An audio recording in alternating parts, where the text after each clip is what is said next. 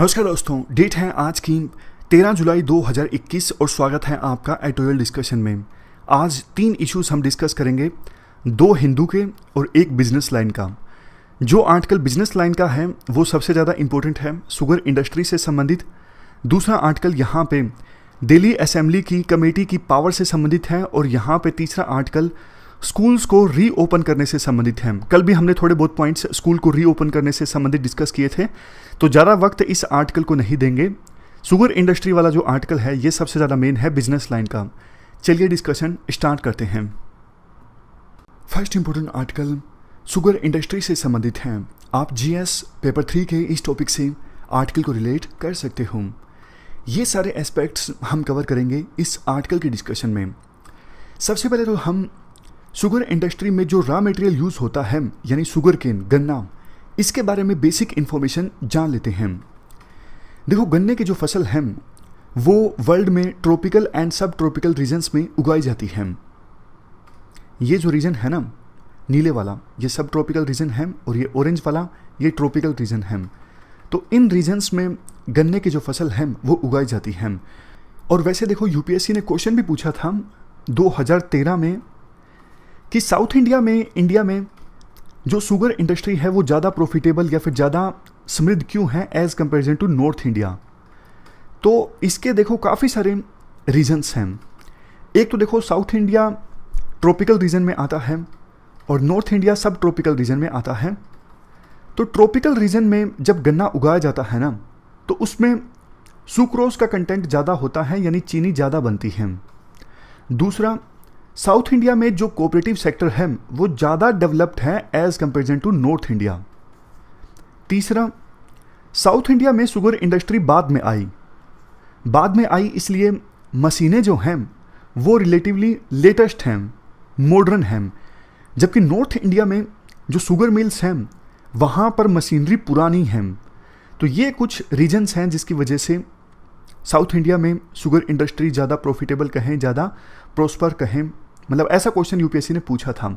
India में देखो, sugar industry का जो प्रोडक्शन है 2 पार्ट्स में आप डिवाइड कर सकते हो। एक तो नॉर्थ वाला इलाका उत्तर प्रदेश, बिहार, हरियाणा, पंजाब, और एक साउथ वाला इलाका महाराष्ट्र, कर्नाटक, तमिलनाडु, आंध्र प्रदेश। आगे वैसे इस आर्टिकल की डिस्कशन में आएगा भी। ज़्यादातर हमारे देश में जो शुगर मिल्स हैं वो महाराष्ट्र और उत्तर प्रदेश, इन 2 राज्यों में सीमित हैं। डिस्कस करेंगे आगे, पहले बेसिक इन्फॉर्मेशन डिस्कस करते हैं।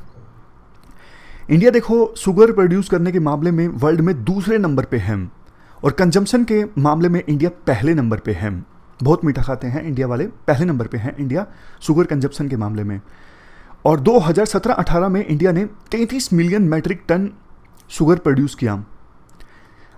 देखो, शुगर प्रोडक्शन इंडिया में लगातार बढ़ रहा है, तो जल्द ही इंडिया ब्राज़ील को पीछे छोड़ देगा और वर्ल्ड में सबसे ज़्यादा शुगर प्रोड्यूस करने वाला देश बन जाएगा। शुगर ज़्यादा प्रोड्यूस होने का मेन रीज़न ये है, हमारे देश में पिछले कुछ सालों में, पिछले कुछ दशकों में गन्ने की कल्टीवेशन ज़्यादा होने लगी है और इसके पीछे काफ़ी सारे फैक्टर्स रिस्पॉन्सिबल हैं। जैसे देखो, गन्ने को प्रोक्योर करने के लिए सरकार मिनिमम प्राइस अनाउंस करती है और ऐसा मैकेनिज्म है कि किसान अपनी पूरी की पूरी गन्ने की जो फसल है उसे बेच के, और पीडीएस में भी सरकार गरीब लोगों को, यानी नेशनल फूड सिक्योरिटी एक्ट में जो बेनिफिशरीज हैं उनको शुगर प्रोवाइड करती हैं। तो ये कुछ फैक्टर्स हैं जिसकी वजह से इंडिया शुगर प्रोड्यूस के मामले में वर्ल्ड में अभी फ़िलहाल 2nd प्लेस पर है और जल्द ही ब्राज़ील को रिप्लेस करके पहले स्थान पर आ जाएगा। लेकिन देखो, कुछ नेगेटिव फैक्टर्स भी हैं, सब कुछ पॉजिटिव नहीं है। जैसे पानी की आवश्यकता होती है ज़्यादा शुगर केन को प्रोड्यूस करने के लिए, लेकिन कई सारे क्षेत्र ऐसे हैं जहां पर पहले गन्ना उगाया जाता था लेकिन अब रेनफॉल डेफिसिट की वजह से गन्ना उगाना मुश्किल साबित हो रहा है। और कई सारे रीजन्स ऐसे भी हैं हमारे देश में जहां पे गन्ने की खेती होती है और काफ़ी सालों से ग्राउंड वाटर की सहायता से गन्ने की खेती की जा रही है। इस वजह से ग्राउंड वाटर का जो लेवल है वो काफ़ी ज़्यादा कम हो गया है। Next point, sugarcane farmers को एक शिकायत ये रहती है कि शुगर केन बेचने के बाद उनकी पेमेंट काफ़ी लेट से आती है। खासकर यूपी में आपने ये प्रॉब्लम देखी होगी। यूपी के किसानों ने काफ़ी बार स्ट्रगल भी किया है, काफ़ी बार विरोध भी किया है इस इशू को लेके कि उनको पेमेंट अभी तक नहीं मिली है गन्ने की।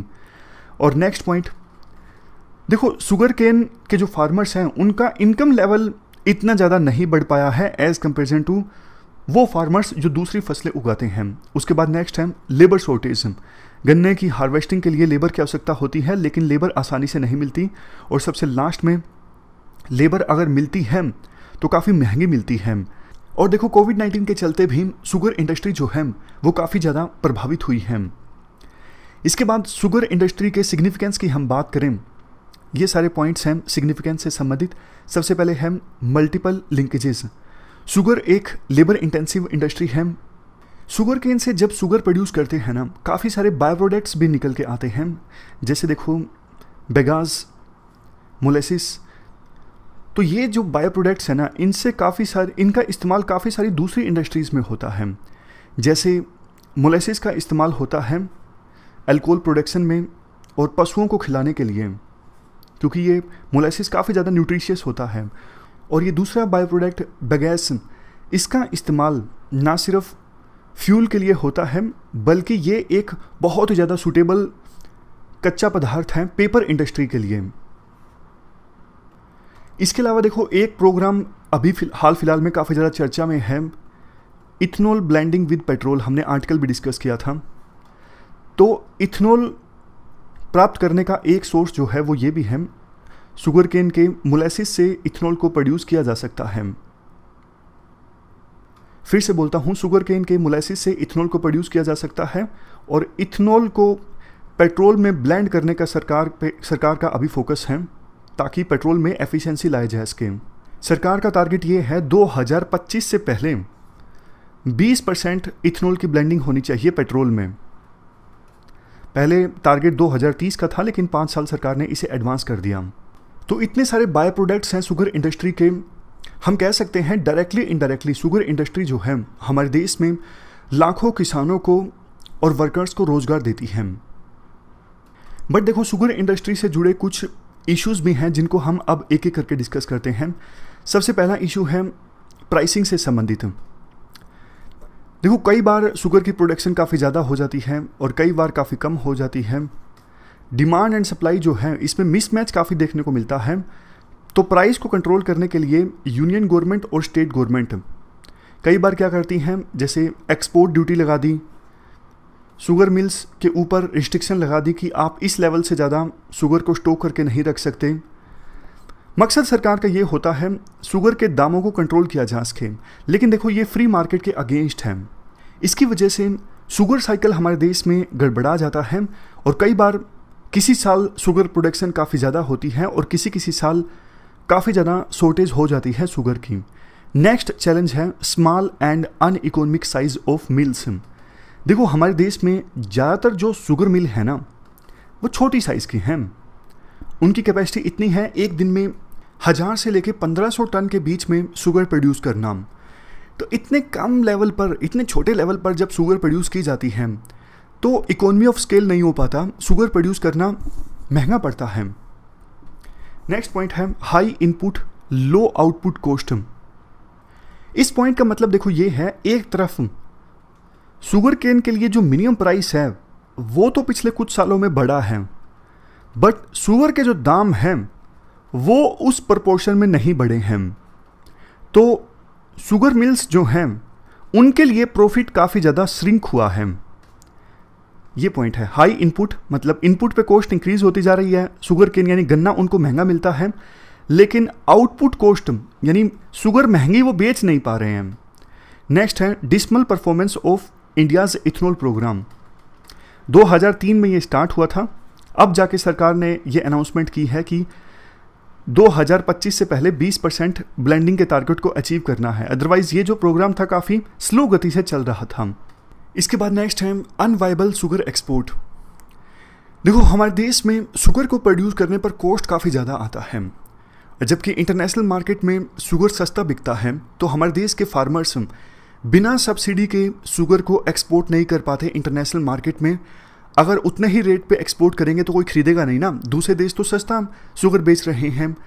अगर सरकार सब्सिडी देती है शुगर फार्मर्स को तो फिर WTO में दूसरे देश विरोध करते हैं, दूसरे देश बोलते हैं देखो इंडिया अपने शुगर फार्मर्स को एक्सपोर्ट पे सब्सिडी दे रहा है, तो ये भी एक फैक्टर है।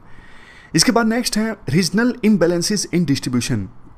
देखो हमारे देश में आधी जो शुगर मिल्स है ना वो महाराष्ट्र और उत्तर प्रदेश में हैं। 60% शुगर की प्रोडक्शन इन्हीं दो राज्यों में होती है, और कई सारे स्टेट्स खास करके north east, Jammu and Kashmir, Orissa, ये ऐसे राज्य हैं जहाँ पे शुगर प्रोडक्शन की जो ग्रोथ है ऑलमोस्ट नाम मात्र की है। तो शुगर प्रोड्यूस करने के मामले में रीजनल इम्प्लीकेशंस काफ़ी ज़्यादा हैं। इसके बाद नेक्स्ट है मिनिमम डिस्टेंस क्राइटेरिया। इसमें देखो ये आता है हर एक शुगर मिल के पास अच्छी खासी संख्या में गन्ना आए, ये इंश्योर करने के लिए सेंट्रल गवर्नमेंट ने ये रूल लगा के रखा है कि दो शुगर मिल के बीच में कम से कम जो डिस्टेंस है, रेडियल डिस्टेंस, वो 15 किलोमीटर का होना चाहिए। लेकिन इसका नतीजा काफ़ी बार ये निकलता है कि कई जो शुगर मिल ओनर हैं अपनी मोनोपोली इस्टाब्लिश कर लेते हैं 15 किलोमीटर के एरिया में, क्योंकि 15 किलोमीटर के एरिया में कोई और शुगर मिल तो है नहीं। तो इस वजह से सभी किसानों को अपनी जो शुगर केन है, गन्ने की फसल है, उसी शुगर मिल के पास ले जानी पड़ेगी। तो शुगर मिल वाले जो हैं किसानों की एक्सप्लोटेशन करते हैं, अपनी मनमानी करते हैं, और चूंकि लैंड कम है हमारे देश में, फ्रेगमेंटेशन ऑफ लैंड काफ़ी ज़्यादा है, छोटी सी फसल होती है किसानों की और एकजुटता भी नहीं होती। इस वजह से एक किसान अपनी छोटी सी फसल को लेके जाता है तो शुगर मिल वाले अपनी मनमानी करते हैं, क्योंकि किसान की बार्गेनिंग पावर कम होती है।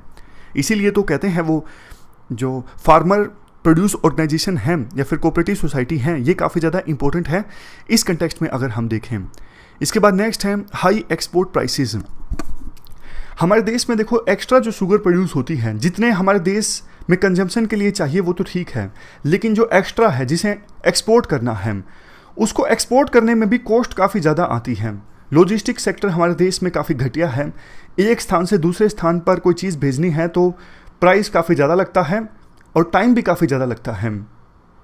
और जैसा हमने डिस्कस किया पहले, इनपुट कॉस्ट भी हाई है।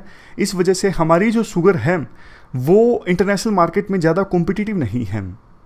और वैसे देखो शुगर का कंपटीशन होता है खांडसारी और गुड़ के साथ में। हमारे देश में 60% गन्ने का तो इस्तेमाल हो जाता है खांडसारी और गुड़ बनाने में। बहुत सारे शुगर केन फार्मर्स जो हैं वो अपने गन्ने को बेचते ही नहीं हैं, वो गुड़ बना लेते हैं अपने गन्ने से। तो इस वजह से शुगर मिल्स को पर्याप्त मात्रा में शुगर केन नहीं मिल पाता। तो ये हमने इश्यूज डिस्कस किए। अब वे फॉरवर्ड की बात करते हैं। सबसे पहला वे फॉरवर्ड तो ये है रिमूविंग द डिस्टेंस नॉर्म। अभी देखो ये 15 किलोमीटर का जो डिस्टेंस नॉर्म है ना, दो शुगर मिल के बीच में 15 किलोमीटर का डिस्टेंस होना ही चाहिए। तो इसकी वजह से एक शुगर मिल की मोनोपोली इस्टाब्लिश हो जाती है।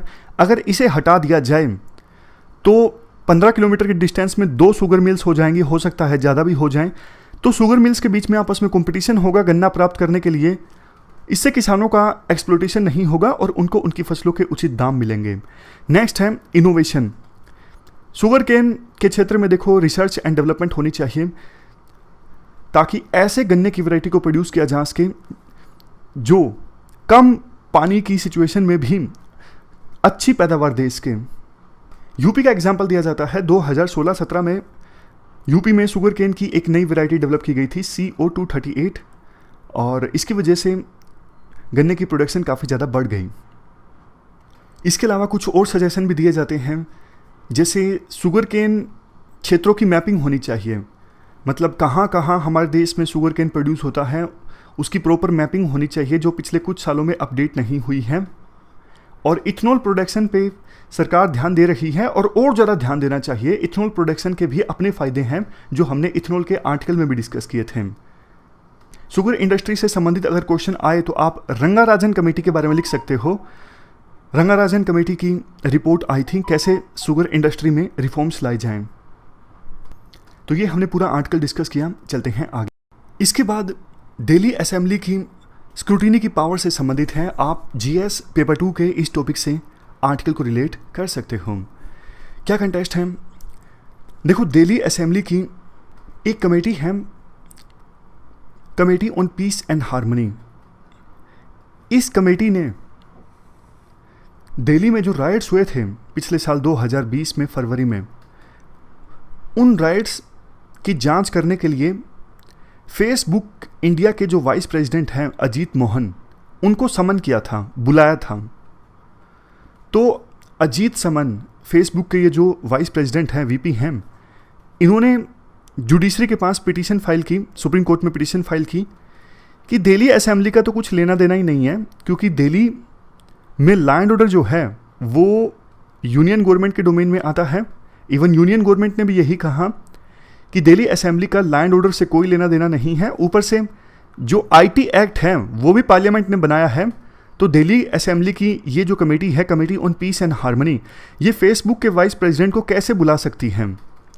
तो अब इस मामले में सुप्रीम कोर्ट का वर्डिक्ट आया है। सुप्रीम कोर्ट ने कहा है कि दिल्ली असेंबली का काम सिर्फ देखो कानून बनाना नहीं है, गवर्नेंस के और भी काफ़ी सारे एस्पेक्ट से डील करती है दिल्ली असेंबली। हाँ, कानून बनाना मेन काम जरूर है, लेकिन और भी काफ़ी सारे एस्पेक्ट्स होते हैं गवर्नेंस के।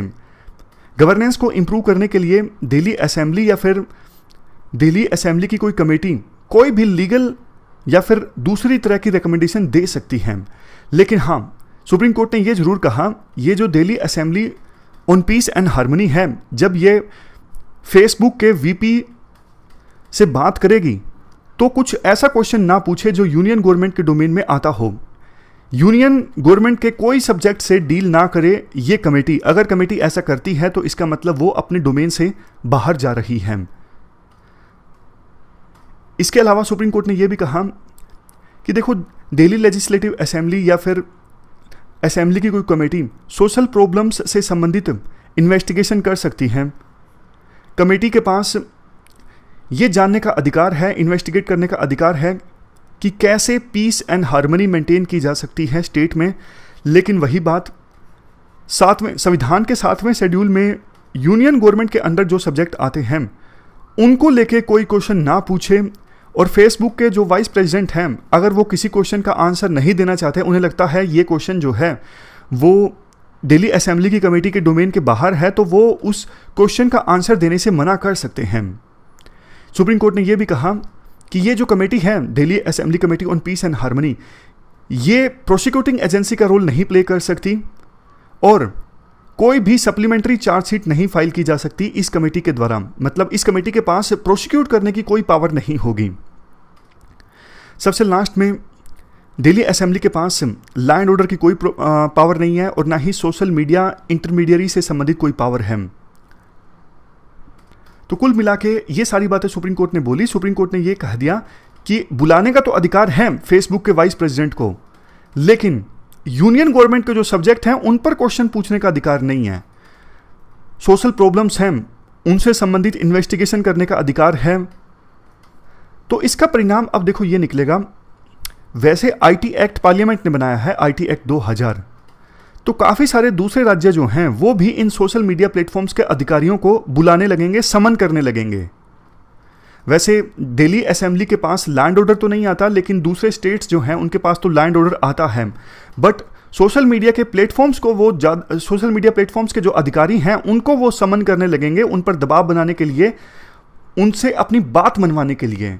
ऑलरेडी सरकार की काफ़ी ज़्यादा टकराव चल रहा है इन सोशल मीडिया प्लेटफॉर्म्स के साथ, तो हो सकता है आने वाले दिनों में विभिन्न स्टेट्स का भी टकराव देखने को मिले इन सोशल मीडिया प्लेटफॉर्म्स के साथ इस जजमेंट के बाद, ऐसा आर्टिकल में कहा जाता है। अब इसके बाद हम नेक्स्ट आर्टिकल डिस्कस करते हैं। नेक्स्ट आर्टिकल स्कूल की रीओपनिंग को प्रायोरिटी देने से संबंधित है। देखो, इस आर्टिकल में जो पॉइंट्स हैं, ज़्यादातर पॉइंट्स तो आपने डिस्कस कर लिए हैं।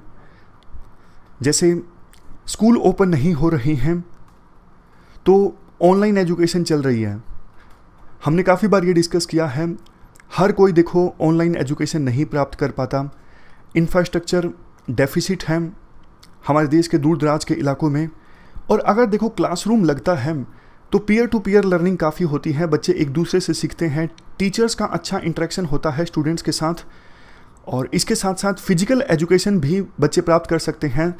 स्पोर्ट्स में वो पार्टिसिपेट करते हैं, उनकी बॉडी डेवलप होती है, स्पोर्ट्स में काफ़ी सारी वैल्यूज़ सीखने को मिलती हैं। और अगला पॉइंट डिजिटल लिटरेसी से संबंधित है। कई सारे गरीब परिवारों के जो बच्चे हैं उनके पेरेंट्स डिजिटली लिटरेट नहीं होते, तो वो अपने बच्चों को पढ़ा नहीं पाते, तो काफ़ी इनइक्वालिटी है डिजिटल लर्निंग के मामले में। Next point, mid day meal scheme नहीं एक्सेस कर पा रहे हैं बच्चे, तो इससे उनकी समझने की जो शक्ति है वो भी प्रभावित हो रही है। कल हमने डिस्कस किया था किस प्रकार से मिड डे मील स्कीम से बच्चे न्यूट्रिशियस फूड प्राप्त करते हैं और उनके कोग्निटिव एबिलिटी डेवलप होती है। नेक्स्ट पॉइंट, देखो एक जो आर्गुमेंट दिया जाता है कि स्कूल लगेंगे तो बच्चों में वायरस का इन्फेक्शन फैल सकता है। वायरस का इन्फेक्शन तो देखो इंडोर भी है, पेरेंट्स तो बाहर जाते हैं ना, वो भी तो वायरस घर के अंदर ला सकते हैं ना। और काफ़ी सारे देश तो देखो ऐसे हैं जैसे स्वीडन, वहाँ पे तो कभी स्कूल बंद हुए ही नहीं, इवन फर्स्ट वेव के दौरान भी। यूएसए में सेकंड वेव के दौरान स्कूल बंद नहीं हुए, लेकिन इंडिया में पहली वेव के बाद से ही स्कूल बंद पड़े हैं। और देखो काफ़ी बार एक आर्ग्यूमेंट ये दिया जाता है कि तीसरी वेव जो है वो बच्चों को ज़्यादा प्रभावित करेगी। ऐसा कुछ नहीं है। मतलब फर्स्ट वेव ने बूढ़ों को प्रभावित किया, सेकंड वेव ने जवान लोगों को प्रभावित किया, ये सिर्फ बातें हैं। मतलब इक्वली प्रभावित किया था फर्स्ट वेव और सेकंड वेव ने दोनों को, एल्डर सिटीजन्स को भी और यूथ को भी। बस एक बात ये थी कि सेकंड वेव वाला जो वायरस था ना, जो वेरिएंट था, वो ज़्यादा खतरनाक था। लेकिन अब जो वेरिएंट है ना जिससे थर्ड वेव आ सकती है, वो इतना ज़्यादा फेटल नहीं है, उससे डेथ होने की संभावना काफ़ी कम है। और वैसे भी देखो फर्स्ट वेव और सेकंड वेव ने बच्चों को बहुत कम परेशान किया है। मतलब बहुत ही ज़्यादा कम बच्चे इन्फेक्ट हुए हैं फर्स्ट वेव और सेकंड वेव में। तो कहीं ना कहीं ये एक एविडेंस है कि कोविड का जो इन्फेक्शन है वो बच्चों में कम होता है। लेकिन ये अफवाह फैल गई कि हाँ थर्ड वेव तो बच्चों को ज़्यादा परेशान करेगी, इसलिए जो हमारे देश में पेरेंट्स हैं वो डर गए, सरकार भी डर गई, और इस वजह से किसी भी स्टेट की हिम्मत नहीं हो पा रही है स्कूल्स ओपन करने की। लेकिन खास करके देखो जो गरीब परिवारों के बच्चे हैं ना, वो सबसे ज़्यादा सफ़र कर रहे हैं स्कूल्स ना ओपन होने की वजह से। जो अमीर लोग हैं वो तो कोप अप कर रहे हैं, वो तो ट्यूशन भी लगवा देंगे, उनके पास पैसे हैं, डिजिटल इंफ्रास्ट्रक्चर का अभाव नहीं है। लेकिन सबसे ज़्यादा मुश्किल किसको हो रही है? गरीब परिवारों के बच्चों को। तो करना क्या चाहिए? हमने कुछ पॉइंट्स तो देखो कल भी डिस्कस किए थे। डिसेंट्रलाइज कर दो ना, जैसे एक डिस्ट्रिक्ट को आज़ादी दे दो, वहाँ पे केस नहीं है तो वो वहाँ उस डिस्ट्रिक्ट में स्कूल्स ओपन हो सकें प्रॉपर प्रोटोकॉल के साथ में। नेक्स्ट पॉइंट, टीचर्स को भी दूसरे फ्रंटलाइन वर्कर्स की तरह ट्रीट किया जाए, उनका भी जल्द से जल्द वैक्सीनेशन हो। जो टीचर्स या फिर स्कूल का सपोर्ट स्टाफ है उनका जल्द से जल्द वैक्सीनेशन होना चाहिए। इसके बाद नेक्स्ट है, आप मिक्स्ड ऑप्शन रखो। मतलब वो पेरेंट्स जो अपने बच्चों को स्कूल नहीं भेजना चाहते उनके लिए ऑनलाइन वाला ऑप्शन रखो, और जो भेजना चाहते हैं उनके लिए क्लास लगनी चाहिए। मतलब जो जैसा चाहता है वैसे ही शिक्षा प्राप्त करवा सके अपने बच्चों को, ये प्रोविजन सरकार को करना होगा, और इसके लिए स्कूल्स को तैयार रखना होगा अपना इंफ्रास्ट्रक्चर। और साइंटिफिक स्टडीज देखो ये भी कहती हैं, यूरोप और यूएस के स्कूल्स को स्टडी करके स्कूल्स में इन्फेक्शन बढ़ने का खतरा जो है वो काफ़ी कम है as comparison to other locations. तो इन सब स्टडीज़ को कंसिडर करते हुए सरकार को एक्शन लेना चाहिए और स्कूल्स को रीओपन करने को प्रायोरिटी देनी चाहिए। ये हमने पूरा आर्टिकल डिस्कस किया। हमारी आज की इस डिस्कशन में इतना ही है। आज हमने 3 इश्यूज डिस्कस किए। Thank you very much for discussion.